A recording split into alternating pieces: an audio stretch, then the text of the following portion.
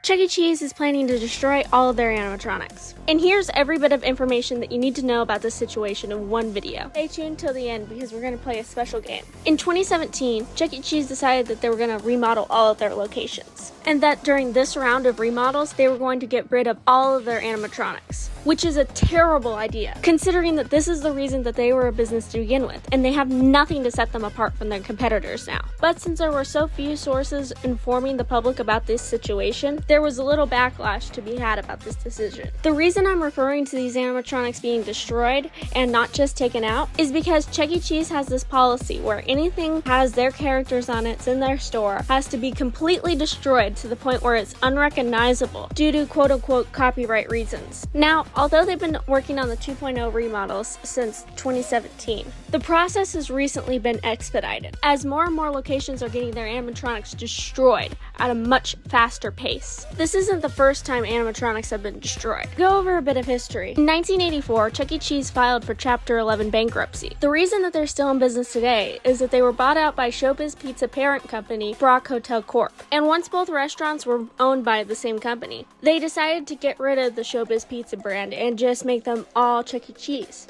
But instead of building all new animatronics for these locations, they decided to just retrofit them to match the Chuck E. Cheese characters. They even redesigned Helen Henny to closely resemble the character Mitzi Mozzarella so that they'd have an easier time retrofitting her. A process which they, funnily enough, called the Mitzification of Helen Henny. However, there are still Showbiz animatronics out there. The animatronics that I'm referring to being destroyed in the past are Chuck E. Cheese's 3-stage animatronics, which were the retrofitted Showbiz animatronics, as all Showbiz locations featured 3 stages. There are only 5 locations left with these types of animatronics, as most of these animatronics ended up being replaced with 1-stage animatronics, or the latest model of animatronic that they ever made, the Studio C animatronics. While these are not being made anymore, when they came out, they received heavy criticism due to the erasure of Munch's Make-Believe band, as it is inherently less interesting to watch Chuck alone on stage than it is to watch the whole band. However, it is a huge improvement compared to what they have now, as they are no longer destroying the animatronics and replacing them with newer, shinier animatronics.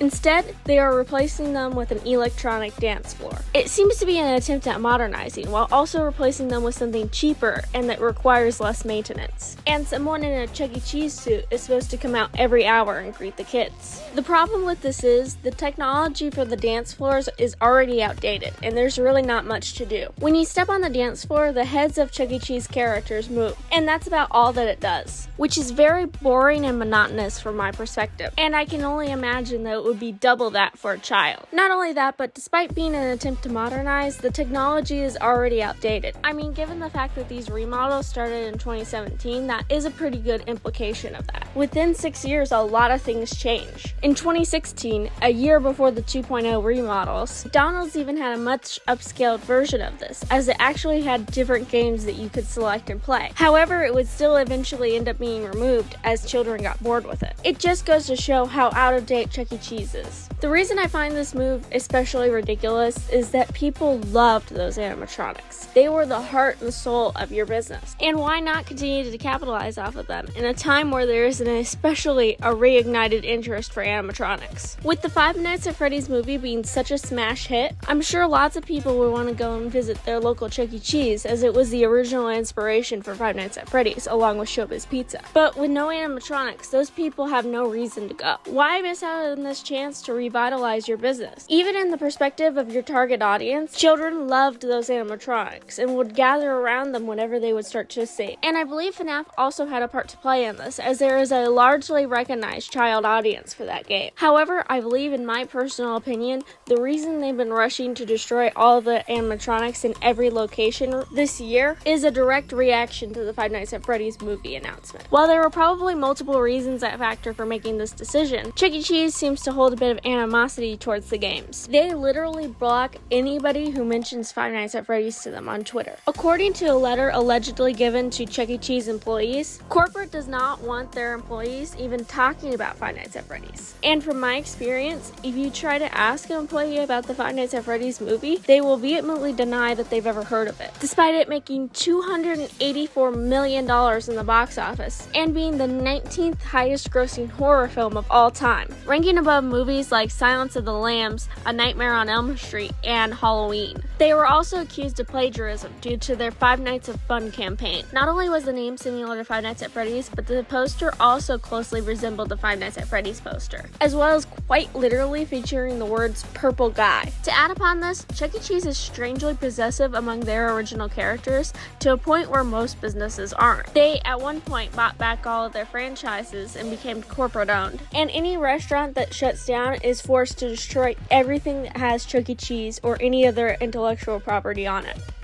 This includes signs, arcade games, rides, mascot suits, and animatronics. This is why, if you want an authentic Chuck E. Cheese mascot suit, you're going to have to pay $10,000 on eBay. That is an unimaginable amount for Chuck E. Cheese memorabilia. People who have seen the destruction of the Chuck E. Cheese animatronics have said that they are destroyed to the point where they are scrap metal. They want to make sure that the animatronics are not salvageable whatsoever. An employee I talked with on the phone said that one of the reasons they're destroying all the Chuck E. Cheese animatronics is that they don't want videos being spread around the internet with people who have gotten their animatronics showing just their endoskeleton, as some people may find that disturbing or scary, or being reprogrammed to sing along to songs that Chuck E. Cheese would not approve of. And I personally believe that this was in reference to the videos floating around with the Showbiz Pizza animatronics, since the endoskeleton versions of them have been shown many times on the internet, and they are commonly programmed to sing along to Five Nights at Freddy's songs, which is even true for the last existing Showbiz Pizza location,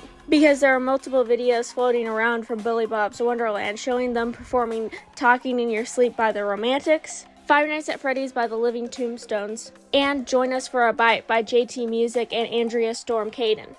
If Chuck E. Cheese ever did something similar to this, I guarantee you that it would go very viral and revitalize the life that has been so ruthlessly drained from this franchise. But instead, Chuck E. Cheese continues to alienate their fan base and get rid of the reason their business exists to begin with. All of this happening after they filed for Chapter 11 bankruptcy for a second time in 2020. Now, given that this controversy has received much negative attention to the brand recently, they surprisingly decided to do a response. They announced that they would be keeping animatronics at one location in Northridge, California, but continue to destroy the rest of the animatronics. They also announced that there would be a quote-unquote traveling band coming to each location. However, these are just people who show up in mascot costumes of Pasquale, Munch, Jasper T. Jowls, and Helen. And this is supposed to happen sporadically from location to location. However, it has never been confirmed that they will show up to every location. And on top of all of this, the most frustrating part of all is that in the CEO's statement about this,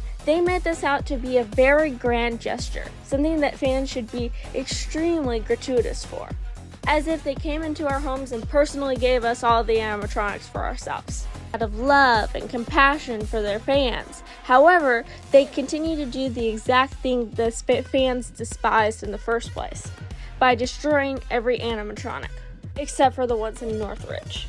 Weirdly, they failed to mention that Pineville would also be receiving the 2.0 remodel without destroying animatronics. Pineville as well as Northridge were both confirmed to be keeping animatronics through the 2.0 remodels, as early as 3 months before the CEO's statement. Taking that into account makes the statement even more frustrating, as it was portrayed as a new decision made specifically for the fans. However, they'd been planning to keep animatronics in the Northridge location before fans even started voicing their outrage.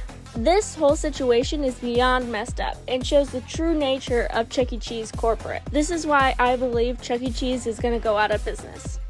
But if you made it this far in the video, I just want to say thank you. And to get our minds on a lighter subject, since I know this is probably heartbreaking for most of you out there, as it is for me, I thought that we could play a little game before we leave. Since what Chuck E. Cheese is doing is very similar to what William Afton does in FNAF 3, where he literally destroys the animatronics, I thought we would determine which animatronics would be which FNAF characters. You let me know your guesses and I'll let you know mine. For starters, I think Chuck E. Cheese would be Freddy, 100%. They're both the lead singer and the namesake of their restaurant. I definitely highly believe that Helen Henny would be Chica. She is so Chica-coded, it's insane.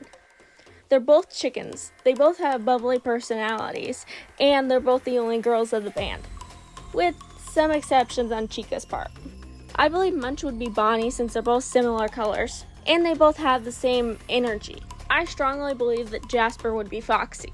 I mean, look at them. They have such same energy. And finally, I don't know who Pasquale would be. Technically, in the first game, the 5th animatronic is Golden Freddy, although he is just a hallucination. I feel like Pasquale would also be a human animatronic. And the first human animatronic in FNAF was Balloon Boy. So for now, I'm just gonna say that Pasquale is Balloon Boy. But let me know if you have any other ideas of who these 5 animatronics would be. Thank you so much for watching. And I would really appreciate if you could please subscribe so I could get to my goal of 100K before my 18th birthday on December 2nd. See you later!